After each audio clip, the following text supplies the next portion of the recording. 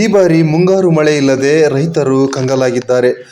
ಶೀಘ್ರವೇ ಅಧಿಕಾರಿಗಳ ಸಭೆ ಕರೆದು ಜಗಳೂರು ವಿಧಾನಸಭಾ ಕ್ಷೇತ್ರವನ್ನು ಸಂಪೂರ್ಣ ಬರಪೀಡಿತ ಪ್ರದೇಶವೆಂದು ಘೋಷಣೆ ಮಾಡಲಿ ಎಂದು ಮಾಜಿ ಶಾಸಕರಾದ ಎಚ್.ಪಿ. ರಾಜೇಶ್ ಅವರು ಹಾಲಿ ಶಾಸಕರಾದ ಬಿ. ದೇವೇಂದ್ರಪ್ಪರವರಿಗೆ ಸುದ್ದಿಗೋಷ್ಠಿ ಮೂಲಕ ಕರೆ ನೀಡಿದ್ದಾರೆ. ಹಾಗಾದರೆ ನಮ್ಮ ಚಾನಲಲ್ಲಿ ಮೂಡಿಬರುವ ಎಲ್ಲ ವಿಡಿಯೋಗಳನ್ನು ತಾವೇ ವೀಕ್ಷಣೆ ಮಾಡಿ. ಈಗ ನಾವು ಅಪ್ಡೇಟ್ ಮಾಡಬೇಕು. ಭಾಳಷ್ಟು ರೈತರುಗಳ ಸಮಸ್ಯೆ ಇದೆ. ಅದಕ್ಕೆ ಮುಷ್ಕರ ಮಾಡಿದರು ಈ ಇಲಾಖೆಗಳು ಮಾಡಬೇಕು ಮತ್ತು ಕಂದಾಯ ಇಲಾಖೆ. ಅದ್ರ ಜೊತೆಗೆ ಇಷ್ಟೆಲ್ಲ ಸಮಸ್ಯೆ ನಮ್ಮ ಕ್ಷೇತ್ರದಲ್ಲಿದ್ದರೂ ಸಹ ನಮ್ಮ ಶಾಸಕರು ಒಂದು ಪ್ರಗತಿ ನಮ್ಮ ಅಧಿಕಾರಿಗಳನ್ನು ಕರೆದು ಕಂದಾಯ ಇಲಾಖೆ ಸಂಬಂಧಪಟ್ಟ ಅಧಿಕಾರಿಗಳನ್ನು ಕರೆದು ಒಂದು ಮೀಟಿಂಗ್ ಮಾಡಿ ಅತ್ಯಂತ ಬರಗಾಲದ ಭೀಕರ ಬರಗಾಲ ಈಗ ಗೊತ್ತಾಗ್ತಿಲ್ಲ ನಮಗೆ. ಇಲ್ಲಿವರೆಗೂ ಬಿತ್ತನೆ ಆಗಿಲ್ಲ ಅಂತ ನೀವು ಸುಮ್ಮನೆ ಯೋಚನೆ ಮಾಡಿ. ನಾವೆಲ್ಲರೂ ಇಲ್ಲೆಲ್ಲ ರೈತ ಕುಟುಂಬದ ಹಿನ್ನೆಲೆಯಿಂದ ಬಂದಿದ್ದೀವಿ. ಬಾಬಣ್ಣ ಏನು ಬಾಬಣ್ಣ ಹೌದು, ಇಲ್ಲಿವರೆಗೂ ಮಳೆ ನಾವು ಬಿತ್ತನೆ ಆಗಿಲ್ಲ ಅಂತ ಹೇಳಿದ್ರೆ ಭಾಳ ರೈತ ಹೆಸರಣ್ಣ ಹೌದಣ್ಣ. ಇಲ್ಲಿವರೆಗೂ ನಾವು ಬಿತ್ತನೆ ಮಾಡಿಲ್ಲ ಅಂತ ಹೇಳಿದ್ರೆ ಮುಂದಿನ ದಿನಮಾನಗಳು ನಾವು ಹೆಂಗೆ ಎದುರಿಸ್ಬೇಕು ಅಂತ ಆ ಹಿನ್ನೆಲೆಯಲ್ಲಿ ಇಲ್ಲಿವರೆಗೂ ನಮ್ಮ ಈ ಶಾಸಕರು ಒಂದು ಸಭೆ ಕರೆದು ಏನಾಗಿದೆ, ರೈತರು ಏನು ಇನ್ಸೂರೆನ್ಸ್ ಇದೆಯಾ, ಕ್ರಾಪ್ ಇನ್ಸೂರೆನ್ಸ್ ಇದೆಯಾ, ಯಾವ ಇಲಾಖೆಯಲ್ಲಿ ಏನಾಗಿದೆ, ತಹಶೀಲ್ದಾರ್ ಮಾಹಿತಿ ತಗೊಂಡು ವರದಿ ಕೊಡ್ಬೇಕು ಸರ್ಕಾರಕ್ಕೆ. ಇಷ್ಟು ಈ ನಾವು ವಾಡಿಕೆ ಮಾಡಿ ಇಷ್ಟು ಬರಬೇಕಾಗಿತ್ತು, ಈ ವಾಡಿಕೆಗೆ ಇಷ್ಟು ಬಿತ್ತನೆ ಆಗಬೇಕಾಗಿತ್ತು. ಇದು ಈಗ ಅಲ್ಲಿ ಜುಲೈ ತಿಂಗಳಲ್ಲಿ ನಾವು ಯಾರು ಜವಾಬ್ದಾರಿ ಇದು? ಹೌದಾ? ಅಲ್ಲ, ಮುಂಗಾರು ಹೋಯ್ತು ಅಂತ ನಾವು ಹಿಂಗಾರಲ್ಲಿ ಏನು ಬೆಳೆ ಬೆಳೆಕೊಂಡು ಬರಲ್ಲ ನಮ್ಮ ಕ್ಷೇತ್ರದಲ್ಲಿ. ಏನೋ ಕಪ್ಪು ನೆಲ ಇದ್ದರೆ ಎರೆ ಇರೋದು ಮಾತ್ರ ಏನಾದರೂ ಕಡಲೆ ಹಾಕ್ಬೋದು, ಇನ್ನೊಬ್ರು ಏನಾದ್ರು ಸೂರ್ಯಕಾಂತಿ ಹಾಕ್ಬೋದು ಅಥವಾ ಕುಸ್ಬೆ ಹಾಕ್ಬೋದು. ನಾವು ಮುಂಗಾರಿನೇ ನಂಬಿಕೊಂಡು ಜೀವನ ಮಾಡ್ತಕ್ಕಂಥ ಇದೊಂದು ಕ್ಷೇತ್ರ. ಹೌದಾ? ಯಾಕೆ ನೀವು ಇದನ್ನ ನಾವೇ ಹೇಳ್ಬೇಕಾಗಿಲ್ಲ?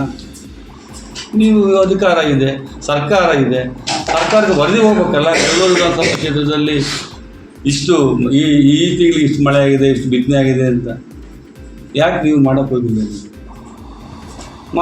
ಮಾಡಿ ನಮ್ಮ ತಾಲೂಕಿಗೆ ಏನೇನು ಇವರು ವರದಿ ಸರ್ಕಾರಕ್ಕೆ ಹೋದರೆ ಅವರು ಬಂದು ಈಗ ಜಗಳೂರು ತಾಲೂಕಿನಲ್ಲಿ ಹಿಂಗಿದೆ ಬರಗಾಲ ಘೋಷಣೆ ಮಾಡಬೇಕಾಗಿದೆ. ಇವತ್ತು ನಾವು ನಮ್ಮ ತಾಲೂಕಿನ ಮುಂದಿನ ದಿನದಲ್ಲಿ ಇನ್ನು 15-20 ದಿನ ಮಳೆ ಬರಲಿಲ್ಲ ಅಂದರೆ ನಮ್ಮ ಎಲ್ಲದೂ ಏನು ಮುಂಗಾರು ಏನು ಬಿತ್ತನೆ ಕಾರ್ಯಕ್ರಮ ಯಾವುದೂ ನಡೆಯಲ್ಲ. 100% ಬರಗಾಲ ಪ್ರದೇಶ ಆಗುತ್ತೆ ನಮ್ಮ ಜಗಳೂರು ವಿಧಾನಸಭಾ ಕ್ಷೇತ್ರ. ಆ ಕಾರಣಕ್ಕೆ ಶಾಸಕರು ಆ ಕೆಲಸ ಮಾಡಬೇಕಾಗಿತ್ತು, ಇಲ್ಲಿವರೆಗೂ ಮಾಡಿಲ್ಲ. ಯಾವ ಅಧಿಕಾರಿಗಳು, ನಾನು ಭಾಳಷ್ಟು ಅಧಿಕಾರಿಗಳಿಗೆ ಮಾಹಿತಿ ಕೇಳಿದ್ರೆ ಇಲ್ಲಿವರೆಗೂ ಮಾಹಿತಿ ಕೊಟ್ಟಿಲ್ಲ.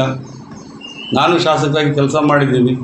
ನಮಗೂ ಯಾವ ಇಲಾಖೆಯಲ್ಲಿ ಏನು ಅಭಿವೃದ್ಧಿ ಕೆಲಸ ಆಗ್ತಿದೆ ಅಂತ ಗೊತ್ತಿದೆ. ಈಗ ಸಣ್ಣದಾಗಿ ನಾನು ಚಿಕ್ಕದಾಗಿ ಹೇಳ್ತೀನಿ ಉದಾಹರಣೆಗಳು. ಆ PRE ನನ್ನ PRE ಪಂಚಾಯತ್ ರಾಜ್ ಇಲಾಖೆ ಅಂದರೆ ನಮ್ಮ ಇಒ ತಾನೆ PRE ಅಲ್ಲ, ನಮ್ಮ ತಾಲೂಕು ಪಂಚಾಯತ್ ಇಒ. ನಾನು ಕೆಲವು ಮಾಹಿತಿ ಕೇಳಿದ್ವಿ, ಇಲ್ಲಿವರೆಗೂ ಕೊಡ್ತೀನಿ ಅಂತ ಹೇಳಿದ್ರೆ ಕೊಟ್ಟಿಲ್ಲ. ಎಲ್ಲ ಗ್ರಾಮ ಪಂಚಾಯತ್ ಭಾಳಷ್ಟು ಹಳ್ಳಿಗಳಲ್ಲಿ ಶುದ್ಧ ನೀರಿನ ಘಟಕಗಳು ನಿಂತಿದ್ದಾವೆ ಅಂತ ಸುಮಾರು ಸರಿ ಹೇಳಿದ್ದೀನಿ. ನಮ್ಮದು ಫ್ಲೋರೈಡು, ಅರಸನಿಕ್ಕು ಇಂಥ ಇರ್ತಕ್ಕಂಥ ನೀರು ಅದನ್ನು ನಾವೇನಾದ್ರು ಮಾಡಿ ಅವಕ್ಕೆ ಏನು ಶುದ್ಧ ನೀರಿನ ಘಟಕವನ್ನು ಮಾಡಿದ್ವಿ. ಅವ್ಯಾವ ಇಲ್ಲಿವರೆಗೂ ಆಗಿಲ್ಲ. ಅದ್ರ ಬಗ್ಗೆ ಕೇಳಿದ್ದೀವಿ. ಆಮೇಲೆ ಏನು ಇವು ತಾಲೂಕ್ ಪಂಚಾಯತ್ ಬಗ್ಗೆ ಮಾತಾಡ್ತೀವಿ. ತಾಲೂಕ್ ಪಂಚಾಯತ್ ಅನುದಾನಗಳು ಏನದು ಅಂದ್ರೆ ಬಂದಿದ್ದ ಅನುದಾನ ಗೊತ್ತಾನೆ. ತಾಲೂಕು ನಂಬರ್ ಇದರಲ್ಲಿ ಅಲ್ವ ಅಣ್ಣ? ತಗೋಣ. ಹೌದಾ? ಪ್ರತಿ ವರ್ಷ ಬರುತ್ತಾನೆ.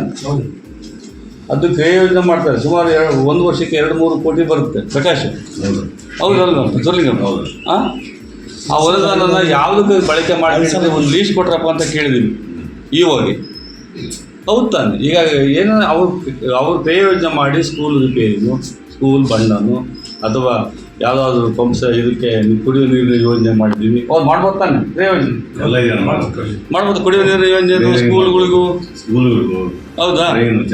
ಕರೆಂಟ್ ಏನು ಅವಕ್ಕೆ ಈಗ 3 ವರ್ಷ ಆಗಿದೆ. ಆ 3 ವರ್ಷದಲ್ಲಿ ಏನು ಮಾಡಿದ್ರೆ ಕೊಡಿ ಅಂತ ಇದುವರೆಗೂ ಕೊಟ್ಟಿಲ್ಲ. ನನ್ನ ಮಾಹಿತಿಯ ಪ್ರಕಾರ, ನನಗೆ ಬಂದಂಥ ಅಲ್ಲೆಲ್ಲ ಹೇಳಿದ ಪ್ರಕಾರ ಅದೆಲ್ಲ ಬೋಗಸ್ ಆಗಿದೆ ಒಂದು ಮಾಹಿತಿ. ಈಗ ನಾನು ಮಾಹಿತಿ ಕೊಟ್ಟು ನಾನು ಮುಂದಿನ ದಿನದಲ್ಲಿ RTIನಲ್ಲಿ ಕೇಳಿದೆ. ನಾನು ಸುಮ್ಮನೆ ಫೋನ್ ಮಾಡಿ ಕೇಳಿದೆ. ಒಂದು ಸೌಜನ್ಯದ ಒಂದು ಫೋನ್ನಲ್ಲಿ ಕೊಡಿ ಸ್ವಾಮಿ ಅಂತ ಕೇಳಿದ್ರೆ ಕೊಡಲಿಲ್ಲ. ಇವ್ರು ಕೊಟ್ಟಿಲ್ಲ ಅಂದರೆ ನಾನು RTIಗೆ ಹೋಗಲೇಬೇಕಾಗುತ್ತೆ. ನಾನೇ ಕೇಳ್ತೀನಿ RTIಯಲ್ಲಿ ಈ ಇಲಾಖೆಯಿಂದ ಈ ವರ್ಷದಲ್ಲಿ ನನಗೆ ಕೊಡ್ತಾರೆ. ಅವಾಗ ಕೊಡಲೇಬೇಕು ತಾನೆ? ಅಲ್ಲ, ಅವ್ರು ಅದನ್ನು ತಗೊಂಡು ನಾನು ಸಬ್ಮಿಟ್ ಮಾಡೋದು ಒಳ್ಳೇದು. ನನಗೆ ಕೊಟ್ಟಿದ್ರೆ ಹೇಳ್ತಿದ್ದೆ. ಮುಂದಿನ ದಿನದಲ್ಲಿ ಎಲ್ಲ ಇಲಾಖೆಗೆ ಹೌದಾ? ಆ ಒಂದು ಇಲಾಖೆಯಲ್ಲಿ ಆ ಥರ ಇದೆ.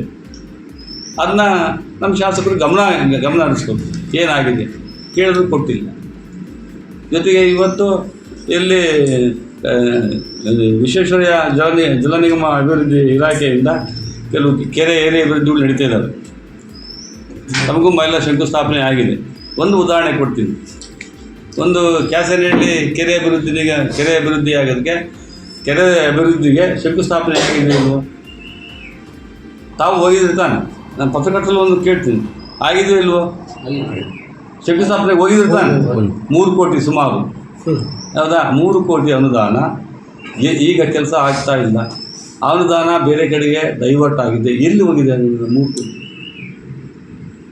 ಎಲ್ಲ ಕೇಳಿದ್ರೆ ಇಲ್ಲ ಸರ್, ಬಂದು ಗುದ್ಲಿ ಪೂಜೆ ಮಾಡಿದ್ರು, ಶಂಕುಸ್ಥಾಪನೆ ಮಾಡಿದ್ರು, ಹೋದ್ರೆ ಇದುವರೆಗೂ ಬಂದಿಲ್ಲ ಅಂತ. ಯಾವ ಇಲಾಖೆದದು? ವಿಶ್ವೇಶ್ವರಯ್ಯ ಜಲ ನಿಗಮದ್ದು, ವಿಜಯನಲ್ಲಿ ನೀರಾವರಿ ಅದೇ.